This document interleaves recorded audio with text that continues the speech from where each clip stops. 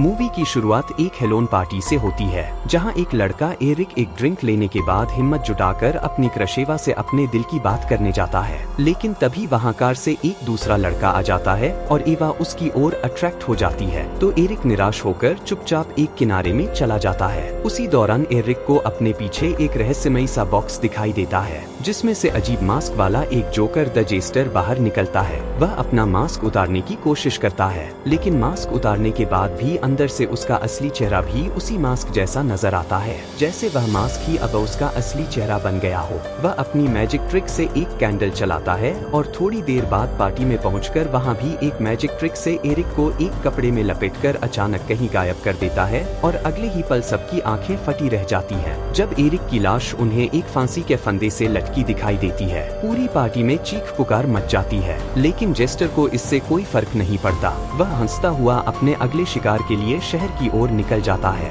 अब हम एक लड़की मैक्स को देखते हैं, जो अपने घर में जादूगर के कपड़े पहनकर हिलोन पर जाने की तैयारी कर रही होती है। उसकी छोटी बहन जोई निंजा बनी होती है। मैक्स भी अपनी बहन के साथ ट्रिक और ट्रीट पर जाना चाहती है, लेकिन उनकी माँ कहती है, मैक्स तुम अब इन चीजों के लिए बड़ी हो गई हो, इसलिए अपने दोस्तों के साथ घूमो या घर पर रहकर कुछ हॉरर मूवीज देख लो। और वह जोई के साथ चली जाती है, लेकिन मैक्स का कोई खास दोस्त नहीं होता, इसलिए उदास होकर वह अपनी साइकिल से अकेले ही घूमने निकल जाती है। इधर जेस्टर अब सड़क पर एक दूसरे आदमी को पकड़ लेता है और एक मैजिक ट्रिक से उसके मुंह से बहुत सारे रुमाल निकालने लगता है और अंत में रुमाल के साथ उसके पेट से एक कार्ड निकालकर उस आदमी को भी मार देता है। फिर उस कार्ड को अपनी कैंडल से जलाकर राख कर देता है। मैक्स अब एक कैफे में पहुंचती है, जहां उसकी मुलाकात एक वेटर से होती है और वह उसका ही एक पुराना स्कूलमेट निकलता है। लेकिन पास की टेबल पर बैठी कुछ लड़कियां उसका कॉस्ट्यूम देखकर हंसने लगती हैं, पर तभी अचानक जेस्टर मैक्स के सामने आकर बैठ जाता है और अच्छा व्यवहार करते हुए उसे कार्ड ट्रिक दिखाने की कोशिश करता है। लेकिन ट्रिक पूरी होने से पहले ही मैक्स समझ जाती है कि यह कैसे किया जाता है और खुद ही ट्रिक करते हुए जेस्टर को ही बेवकूफ बना देती है, जिससे जेस्टर गुस्से में उठकर वहां से चला जाता है।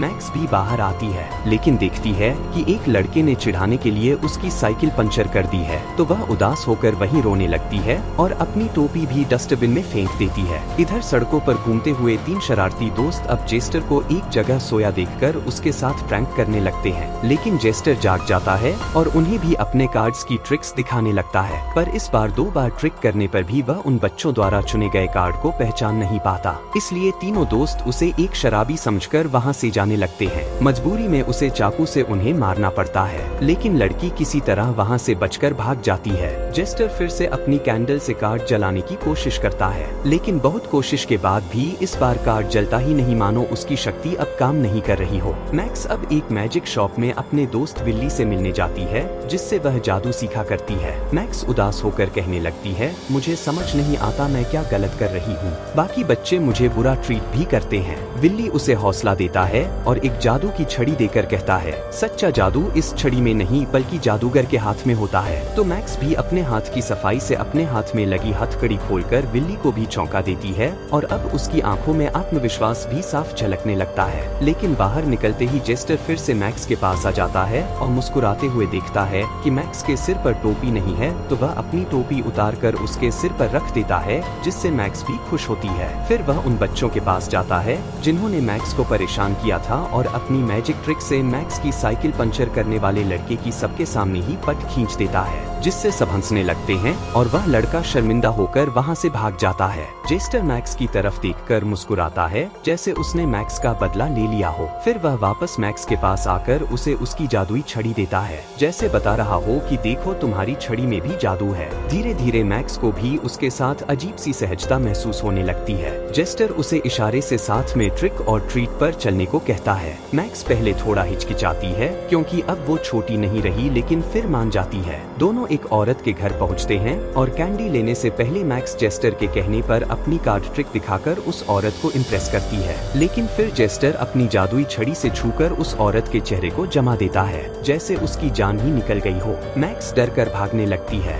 लेकिन जेस्टर वहीं खड़ा मुस्कुराता रहता है और उस औरत के मरते ही इस बार वह अपनी कैंडल से उस कार्ड को जलाने में सफल हो जाता है। फिर वह वापस मैक्स के पीछे पड़ जाता है। मैक्स किसी तरह भागकर एक आदमी से मदद मांगती है, लेकिन जेस्टर जेस्टर उस आदमी के बेटे को गिराकर उसका ध्यान भटका देता है और मैक्स का इनहेलर भी उठा लेता है। मैक्स पूरी ताकत से भागकर एक कचरे के बैग के पीछे छिप जाती है, लेकिन वह जोर जोर से हांफने लगती है, इसलिए जेस्टर उसकी सांसों की आवाज से उसे ढूंढ निकालता है और उसे इनहेलर देता है। पर तभी मैक्स को अपने सामने एरिक की लाश लड़की दिखती है। दोनों उसी जगह पहुंच चुके होते हैं जहां से कहानी शुरू हुई थी। मैक्स की भागने की कोशिश नाकाम हो जाती है। वह जेस्टर से पूछती है यह सब क्या हो रहा है, लेकिन जेस्टर कुछ नहीं बोलता। तब मैक्स एक ओइजा बोर्ड के जरिए उससे बात करने की कोशिश करती है। जेस्टर उसे बोर्ड पर जवाब देता है, मैं तुम्हें मारना नहीं चाहता, मुझे तुम्हारी जरूरत है क्योंकि तुम मेरी तरह हो। फिर वह अचानक एरिक के मृत शरीर के जरिए बोलते हुए सच्चाई बताता है, मैं पहले सिर्फ एक एंटरटेनर था, लेकिन एक दिन मौत मेरी आत्मा लेने आई और मैंने मौत से ही सौदा करके उसे अपनी आत्मा ले जाने से रोक लिया। पर उस सौदे की एक भयावह शर्त थी कि मुझे हर हैलोवीन की रात अपनी कैंडल के जलकर खत्म होने से पहले अपनी ट्रिक्स से 4 आत्माएं फंसाकर उन्हें मौत के हवाले करना होगा। जेस्टर मैक्स से कहता है, मैंने खुद मौत को ट्रिक किया, उसे बहुत सारी आत्माएं भेजी, लेकिन तुमने मुझे ट्रिक कर दिया, इसलिए अब तुम्हें लोगों के सामने ट्रिक दिखानी होगी ताकि मैं उन्हें मारकर उनकी आत्माएं मौत को दे सकूं।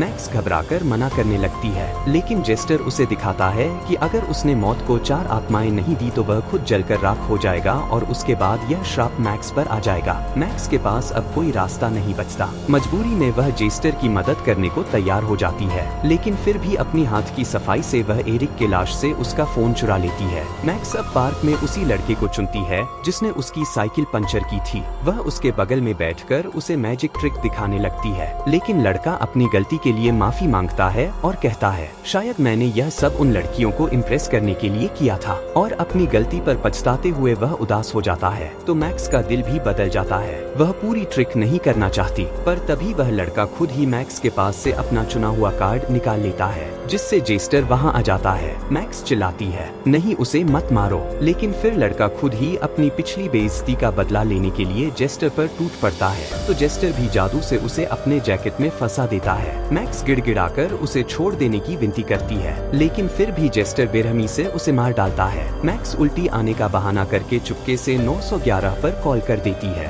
जिससे अगले शिकार पर जाते समय 2 पुलिस वाले वहां पहुंच जाते हैं और पूछते हैं, तुम में से किसी के पास फोन है? जेस्टर साफ मना कर देता है, लेकिन मैक्स अपने पास फोन निकलकर उन्हें दिखाती है। पुलिस समझ जाती है कि मैक्स ने ही मदद के लिए कॉल किया था। एक पुलिस वाला तुरंत जेस्टर को हथकड़ी लगाता है, लेकिन जेस्टर अपने जादू से हथकड़ी खोल लेता है और उसी हथकड़ी से पुलिस वाले के दोनों हाथ काट देता है। दूसरी पुलिस वाली जेस्टर पर गोली चलाती है, लेकिन जेस्टर उसे भी मार डालता है। इस बीच मैक्स मौका पाकर किसी तरह भाग जाती है और एक आदमी से मदद मांगती है कि किसी ने मुझे किडनैप किया है और वह मेरे पीछे पड़ा हुआ है। तो वह आदमी उसे अपनी कार में बिठाकर पुलिस स्टेशन की ओर निकल पड़ता है, लेकिन थोड़ी दूर जाकर वह कार रोक देता है और उसकी नियत खराब हो जाती है। मैक्स बचाव में उसके हाथ पर जोर से काट लेती है, लेकिन वह आदमी और भी गुस्से से पागल हो जाता है। पर तभी जेस्टर वहां पहुंचकर मैक्स को बचा लेता है और उस आदमी को बेरहमी से मार डालता है। फिर वह मैक्स को भी कार से बाहर खींचता है, लेकिन मैक्स को अस्थमा अटैक आ जाता है। उसका इनहेलर भी टूट चुका होता है। जेस्टर तुरंत मदद के लिए उसे लेकर पास के एक फायर डिपार्टमेंट में पहुंचता है, जहां फायर फाइटर्स मैक्स को सांस दिलाते हैं। मैक्स घबराकर उन्हें भागने के लिए कहती है, लेकिन जेस्टर सुन लेता है और पीछे से उन पर हमला करके तीनों फायरमैन को बेरहमी से मार डालता है। मैक्स एक ट्रक के नीचे छिप जाती है, लेकिन जेस्टर उसे वहां से भी खींच निकालता है और अपनी कैंडल दिखाने लगता है। मैक्स आगे उसकी मदद करने से इनकार कर देती है और अपनी ट्रिक से वहां से भाग निकलती है और किसी तरह वह अपने घर पहुंच जाती है। घर पर मैक्स की माँ उसका इंतजार कर रही होती है, लेकिन वह मैक्स के इतनी देर तक बाहर रहने से बहुत गुस्सा होती है। मैक्स माफी मांगते हुए कहती है, माँ मैं आपसे प्यार करती हूँ, क्योंकि उसे एहसास होता है कि शायद आज वह आखिरी बार अपनी माँ को देख रही है। वो ऊपर जाती है और अपनी छोटी बहन को सोते देखकर चुपचाप उससे भी गुड बाय कहती है, पर तभी उसे अपनी बहन के कमरे में भी जेस्टर दिख जाता है। मैक्स घबराकर अपनी माँ को पुकारती है, लेकिन जेस्टर पहले ही उन्हें मार चुका होता है और अब वह उसकी माँ की लाश से ही बात करते हुए मैक्स को धमकाने लगता है कि अगर तुमने मेरी बात नहीं मानी तो मैं तुम्हारी बहन को भी मार दूंगा। अपनी बहन को बचाने के लिए मैक्स मजबूरी में जेस्टर की बात मान लेती है। अब जेस्टर का केवल एक शिकार बाकी रहता है। मैक्स अपनी आखिरी ट्रिक के लिए कैफे के उसी वेटर को चुनती है।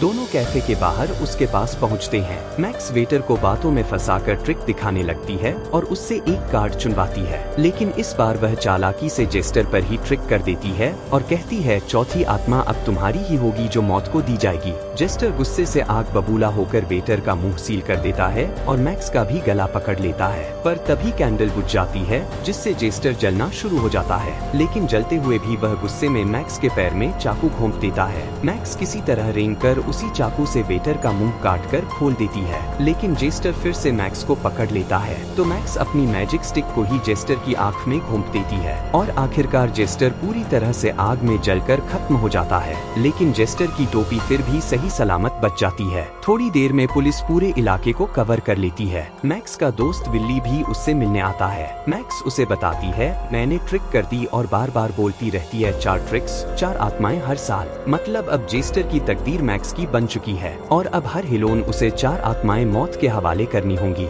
इसी के साथ मूवी यहीं खत्म होती है। उम्मीद है आपको कहानी अच्छी लगी होगी। कहानी अच्छी लगी हो तो चैनल को सब्सक्राइब कीजिए।